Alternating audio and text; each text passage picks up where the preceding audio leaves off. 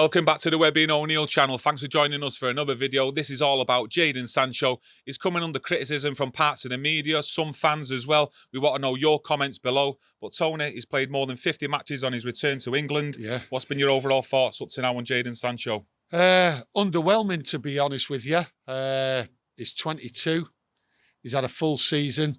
Lots of people out there saying there's no excuses. He should be performing for a 70-odd million pound player. You know, Maguire comes under the spotlight because of his cost of the transfer fee, and quite rightly so in Maguire's place. But I look at Sancho, been here a year, he's played under 4 managers. Is that an excuse? Full season, under 4 managers? I think he's got a case of like saying he needs more time. To be honest, if I'd been under 4 bosses, my head would have been battered. And I think being told one thing and then suddenly a few months later, if you look under Ollie, he was there, bit of carnage. And then where did he go? Ranić, non-existent. And then he had, what's his name? Carrick for a little while as well. Now he's got Ten Hag. All completely different managers, different coaching system. So he has got excuses, but he's 22 and it's underwhelming as far as I'm concerned. I want to see more, but there is a case for him not performing to the highest standard. With you mentioning Michael Carrick, he actually scored 2 goals under Michael Carrick. Yes. Away to Villarreal, away to Chelsea, but it took him 10 weeks after that, Tony, to register a goal or an assist, sorry. And, you know, you look at, particularly last season with JADON Sancho and the form that we've seen him have at Borussia Dortmund and the reasons why we bought him. You know, he was a player who demanded the ball out wide, and he was very fluid in, you know, going over from the left-hand side to the right, from the right to the left. Do you think he maybe suffered or does suffer from the likes of Bruno Fernandes and Ronaldo, who constantly want the ball and demand the ball? I think there's a lot of criticism on JADON Sancho, the way he sort of roams around the pitch and he's not demanding the ball. And you are right that there's justifiable criticism there. But he doesn't seem to want to take the game by the scruff of the neck for a young fella who's, well, he's classed as a good player. For Dortmund, we thought he was going to hit the ground running, and he hasn't done. He does not demand the ball, but he doesn't seem to be listening to instructions from Ten Hag at this moment for the work rate. Ten Hag demands work rate. I don't think he did the work rate in Dortmund. I think he was used in a different way. Here, he has to adjust. He's got 6 weeks left until that Qatar tournament, the World Cup starts, and he's got to perform if Ten Hag sticks with him, because he is under the spotlight. The performance against Manchester City, his work rate is coming back to help out, was virtually non-existent. So he's got to change, and Ten Hag will make the change. He is not Ten Hag signing. He's Ole Gunnar Solskjaer's signing. So he's got something to prove. And the work rate, he has got to up that. Yeah, we've been talking about work rate.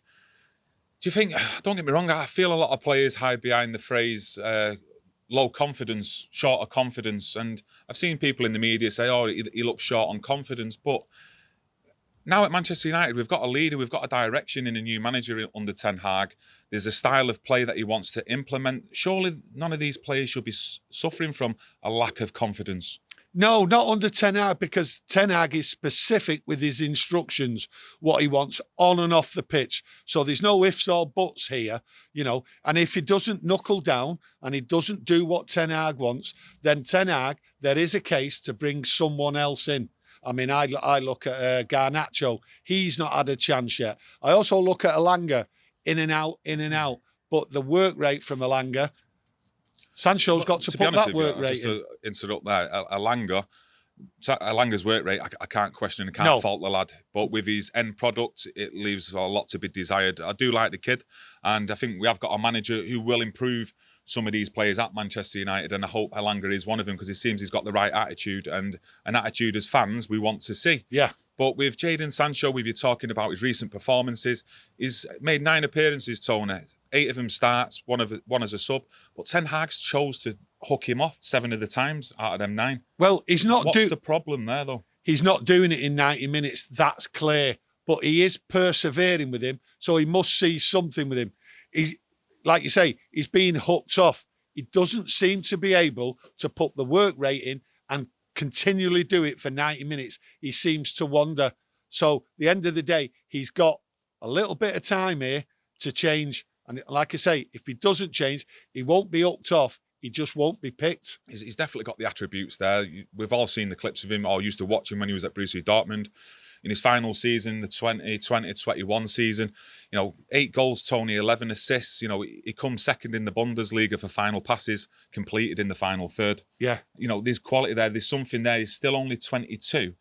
But in terms of the way he's performing this season, to get hooked 7 times out and 9 appearances, there has to be something wrong. And if it's a fitness issue, what's going on there? Because we're into October here, Tony.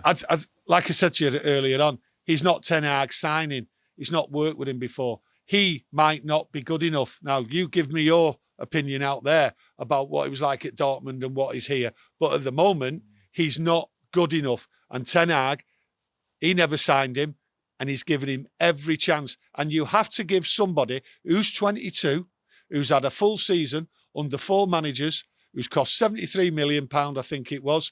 You have to give him the chance. And playing him every game, he is giving him all the chances anyone could ask for. Is it going to be more beneficial for him to maybe sit on the bench and watch some games of football? Because at Manchester United, we want to see people challenging for their spots. And is it time now to bring Garnacho in, give him a taste of first-team football, give Alanga another taste of first-team football, see if he can... There's a case for that. But you've got to remember, Sancho is 22. He has the quality. He's persevered with him now for the 9 games. He has to persevere with him until the middle of November, till we have that break. He has to, because Sancho's got it. He's just not doing it at the moment. And there is a reason. I can't see what that reason is. He might have trouble adjusting to what Ten Hag wants. And if he is having trouble adjusting, then I fear for him.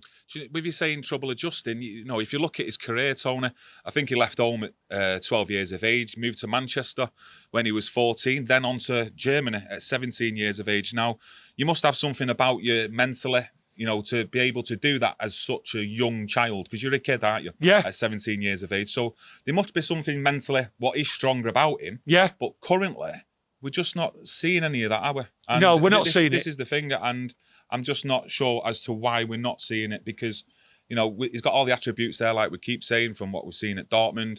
And, it could just be a case, and like you've said, over the past decade at Manchester United, there's been a number of high-profile signings that have just not worked out at Manchester United.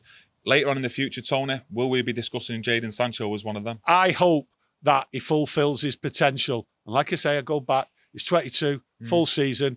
Really, by Christmas time, when everyone's back, there is no excuses for Jadon Sancho.